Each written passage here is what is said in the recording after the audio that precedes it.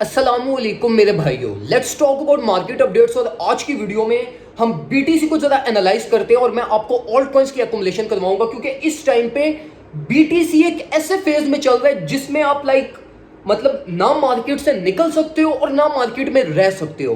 तो ऐसी सिचुएशन के अंदर जब कंफ्यूज मार्केट सिचुएशन है तो आपने डिसीजंस क्या लेने हैं, क्योंकि अगर मार्केट पंप हुई तो मार्केट का स्ट्रेट फॉरवर्ड टारगेट $27,000 है और ये एक अच्छे भले रीजनेबल प्रॉफिट्स हैं जिसको हम मिस नहीं कर सकते। तो वीडियो को लाजमी एंड तक देखना ताकि जो कंप्लीट प्लान मैं आपसे एक्सप्लेन करूंगा उसको आप समझ सकें और मार्केट में बेटर डिसीजंस ले सकें। सबसे पहले मेरे भाइयों मैं आपको ना एक चीज बताता हूं कि आज ना अभी थोड़ी देर पहले ही अभी आप देख रहे हैं कि मैं उसी हुलिये में हूँ जिस तरह मैं लास्ट वीडियो में आपके पास आया था। और इसकी रीज़न ये है कि इस्लामाबाद से कुछ इन्वेस्टर थे, उन्होंने अपॉइंटमेंट ली हुई थी मेरे से, वो मिलने आए हुए थे इधर मुझे शेखुपुरा में।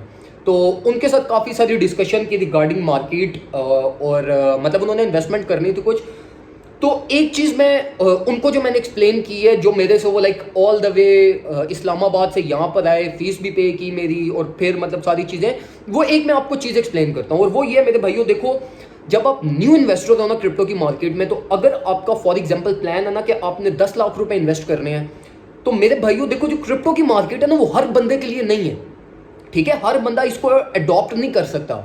तो मेरे भाइयों अगर 10 लाख का प्लान है ना तो आप 1 लाख रुपया इन्वेस्ट करो। अगर 1 लाख का प्लान है तो 10,000 इन्वेस्ट करो। एटलीस्ट इनिशियल फेज में जिस मार्केट को ट्राई करो, अटेम्प्ट करो, देखो कि मार्केट आपके लिए है भी है या नहीं, ठीक है। सिर्फ 10% से स्टार्ट लो, मार्केट को समझो, और अगर आपको समझ आती है, प्रॉफिट्स की कुछ एक्सपेक्टेशंस हैं, लॉस रेशो प्रॉफिट रेशो कुछ समझ आती है, फिर बाकी इन्वेस्ट करो, ठीक हो गया। अब हम वापस आते हैं चार्ट्स की तरफ। और अगर हम सबसे पहले बीटीसी को एनालाइज करें मेरे भाइयों, तो देखो बीटीसी इस टाइम पे फिबोनाची गोल्डन पॉकेट्स के अंदर कंसोलिडेट कर रहा है।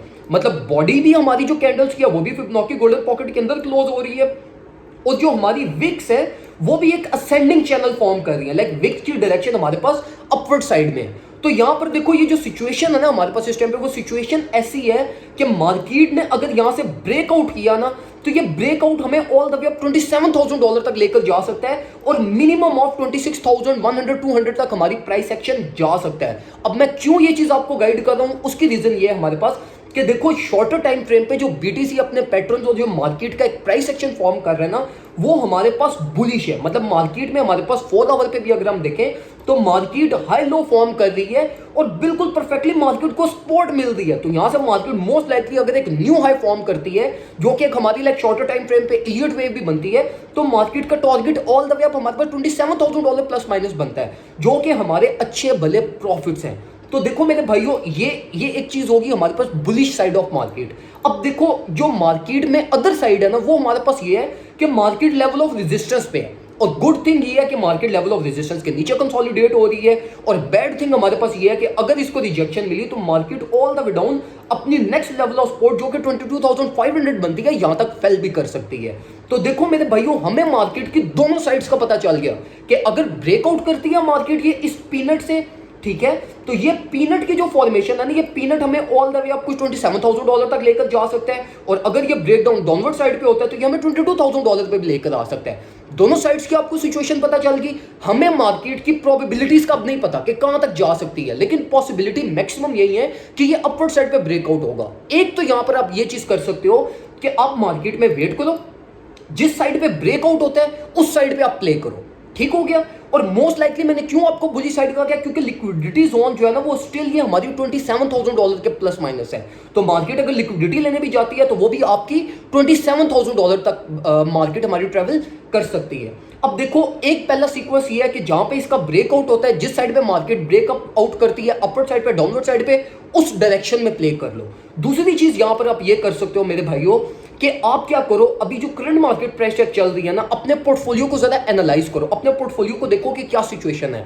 अगर आपका पोर्टफोलियो इस टाइम पे प्रॉफिट में है और आप 90% या 70% से ज्यादा यूएसडीटीज या स्टेबल कॉइंस के अंदर हो, तो मैं आपको ये रिकमेंड करूंगा मेरे भाइयों कि आप कुछ ना कुछ ऑल्ट्स को एक्युमुलेट कर लो, 10-15% ऑल्ट्स की एक्युमुलेशन कर लो, क्योंकि हमें हमारे पास एक्सपेक्टेशंस यही है कि अगर बीटीसी यहां से जो है ना वो ब्रेकआउट करता है तो ओल्ड कॉइंस भी हमारे पास अच्छी परफॉर्मेंस देंगे। तो यहां पर जो आपकी ऑल्ट कॉइन्स की अकोमोलेशन बनती है उसमें आपके पास AXS एक आपकी अच्छी अकोमोलेशन हो सकती है, लेकिन नॉट मोर देन 5 to 10%। और ये हम सिर्फ इसलिए अकोमोलेट कर रहे हैं फॉर बेस्ट केस सिनेरियोस कि अगर मार्केट ब्रेकआउट करती है तो हमारे कोई प्रॉफिट्स मिस ना हो, हमारे थोड़े बहुत प्रॉफिट्स बन जाए मार्केट में। लेकिन जो मैक्सिमम पोर्टफोलियो आपने रखना है वो अपने वर्स्ट केस पॉसिबल सिनेरियो के लिए रखना है, जो हमारा still all the way down $22,000 to $23,000 की रेंज बनती है।